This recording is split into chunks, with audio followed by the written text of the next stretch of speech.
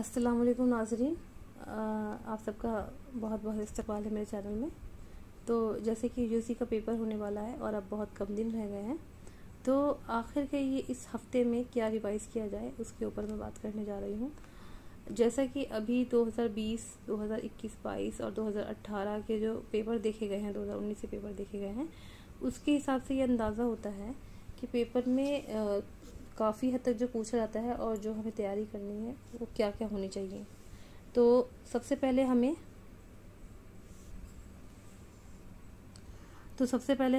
सारी डायनेस्टीज़ की डेट्स पता होनी चाहिए और उसके पहले रूलर और आखिरी रूलर के बारे में पता होना चाहिए। कौन सी डायनेस्टी कब थी, कब बनी और किसके बाद बनी। एटलीस्ट अगर उसकी डेट याद ना हो तो कम से कम इस तरह से याद रखें कि पहले, जैसे कि इद्रीसी डायनेस्टी सबसे पहली डायनेस्टी है, उसके बाद जो है वो अगलबी है, उसके बाद तुलूनी है, इसके बाद सामानी है। इस तरीके से जो है क्रोनोलॉजिकल ऑर्डर में ज़रूर याद रखें, एक लिस्ट बना लें इस तरीके से और फिर उसको जो है याद कर लें अगर डेट्स सारी याद नहीं होती हैं तो। उसके बाद अगला पॉइंट अहम है वो है क्रोनोलॉजिकल्स। अच्छा, ये भी बड़ा अहम सवाल है क्रोनोलॉजिकल्स कि इसके अंदर ये लोग कुछ भी पूछ लेते हैं, कुछ भी, जैसे कि कैलिफ्स के बारे में,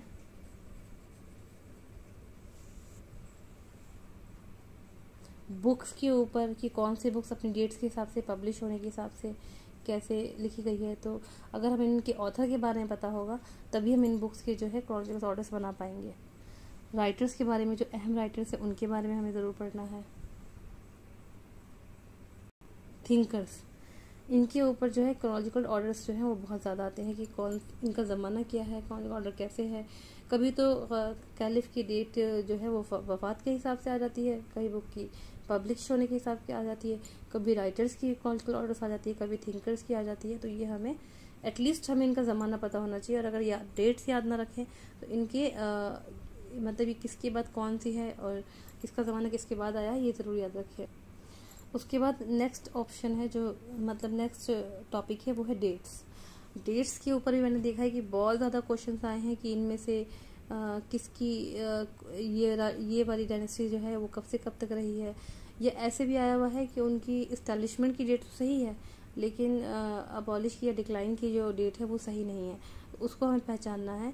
तो ये थोड़ा सा बड़ा ट्रिकी और मुश्किल होता है, लेकिन इसमें भी अगर हम थोड़ी सी ट्रिक लगाएं, वो ट्रिक के ज़रिए जो है हम इन डेट्स को आराम से याद कर सकते हैं, काफ़ी हद तक याद कर सकते हैं। और हम जब 4 ऑप्शन होते हैं तो उसमें सही ऑप्शन का अंदाज़ा कर सकते हैं।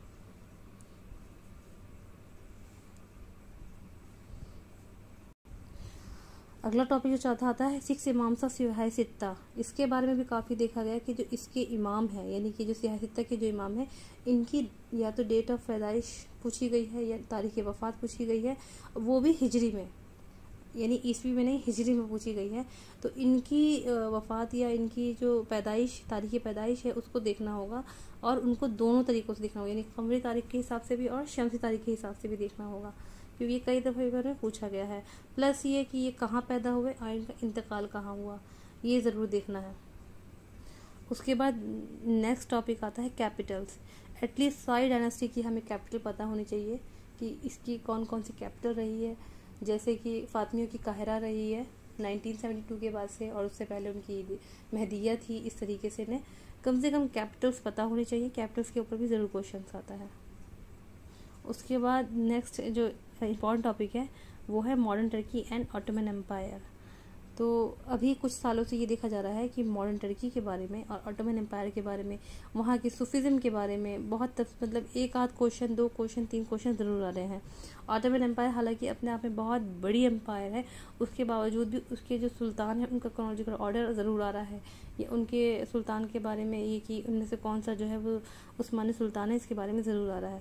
तो एटलीस्ट एक बार ऑटोमन एम्पायर के सारे सुल्तान को देखना, और सारे सुल्तानों में से जो सबसे अहम सुल्तान है, सुलेमान अल कानूनी, सलीम अव्वल और मुराद अव्वल, और जैसे कि महमूद सानी, जिन्होंने जनिसरी फ़ौज को जो ख़त्म की, फिर तंजीमात किसने शुरू की, और फिर जैसे कि ऑटोमन एम्पायर की जो अहम चीज़ें हैं, जैसे कि इनके जो हैं वो 4 पोल्स ऑफ अनातोलिया, जिसके अंदर एक ताशी और बैराम वली वगैरह है, वो सब, और किसने जनिसरी फ़ौज को स्टार्ट किया, किसने ख़त्म किया, जनिसरी फ़ौज से कौन कौन सी चीज़ें जो हैं वो वाबस्ता थी, यानी कि उनसे अफिलिएट थी, उन चीज़ों को देखना है। और साथ ही साथ जो है जो इसके आखिर के दौर में, यानी कि जब ये 1920 के बाद से जो वहाँ पर जो एक सियासी पॉलिटिक्स खेली जाती है वहाँ के बारे में, जिसके अंदर मिदहत पाशा, ये पाशास जो आते हैं इनके बारे में भी ज़रूर पढ़ना है, ये मिदहत पाशा, अनवर पाशा, इनके बारे में।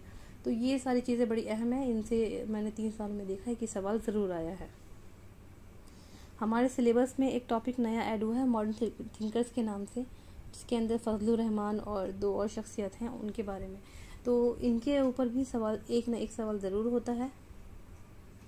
नेक्स्ट अहम टॉपिक है prophet periods and Rashidun periods statement, यानी कि पहले जैसे क्वेश्चन आता था कि who among the following, which one of the following, तो अब इस तरीके से प्रॉफिट पीरियड से और राशिदुन पीरियड से इस तरह क्वेश्चन नहीं आते, बल्कि स्टेटमेंट आते हैं। मसलन हज़रत अली को सारी दुनिया की तरफ से अमलन कबूल कर लिया गया, और ये स्टेटमेंट सही है या नहीं, विच one of the correct, which one of the wrong, इस तरीके से जो क्वेश्चन होते हैं ये बहुत ट्रिकी और बहुत बारीकी से देखना होता है इन क्वेश्चन को। अब इस दौर से जो है इस तरह क्वेश्चन आते हैं ज़्यादातर, तो ये इनका पढ़ना, ये जब भी हम इनके आंसर कर पाएंगे, या तो हमें उसकी डीप नॉलेज हो या उसके बारे में हमें पता हो। नवा पॉइंट है इमामत सिस्टम ऑफ शिया, यानी शियाओं के जो इमाम है, यानी इस तरीके से उनके यहाँ जैदी, इस्माइली और इस्ना अशरी माने जाते हैं। तो इसके अंदर से एक सवाल ज़रूर आता है, यानी कि कौन से इमाम है, या किस इमाम को माना जाता है इस तरीके से, या फिर इस्माइली की किताब कौन सी है जिसके ऊपर वो चलते हैं, या इस्ना अशरी जो है वो जाफरी को मानते हैं, इस तरीके से। इस तरह के जो क्वेश्चन हैं वो ज़रूर आते हैं। छोटा सा टॉपिक है, इसको ज़रूर पढ़ लेना चाहिए। 10वां है फेमस राइटर्स की बुक्स देख लेनी है सारी की सारी, यानी कि जैसे पहले जो है सिर्फ जिसकी जो किताब मशहूर थी बस उसके बारे में पूछते थे, लेकिन अब क्या है, फेमस राइटर की अगर कोई दूसरी किताब भी है तो उसके बारे में भी बहुत ज़्यादा पूछ रहे हैं। जैसे कि अल-मसूदी की मुर्जुज़ ज़हब बहुत ज़्यादा मशहूर है, लेकिन अब उसकी किताब और है अत-तंबीह वल इशराफ, जिसके बारे में ज़्यादा सवाल नहीं आते थे, लेकिन अब देखा गया है कि जो ज़्यादा मशहूर राइटर्स हैं उनकी अगर छोटा सा भी काम है या छोटी सी भी कोई बुक है तो उसके बारे में भी पूछते हैं। Last and most important point क्या है कि लास्ट 3 ईयर्स के पेपर्स पैटर्न, यानी कि जब से NTA वाले जो पेपर लेने लगे हैं तब से जो नेट का जो पैटर्न चेंज हुआ है, स्पेशली इन 3 साल के पेपर्स को देख लेना जल्दी, और इनका क्या पैटर्न इस्तेमाल हुआ है उस पैटर्न को सोचते हुए अपने एग्ज़ाम का रिवीजन करना।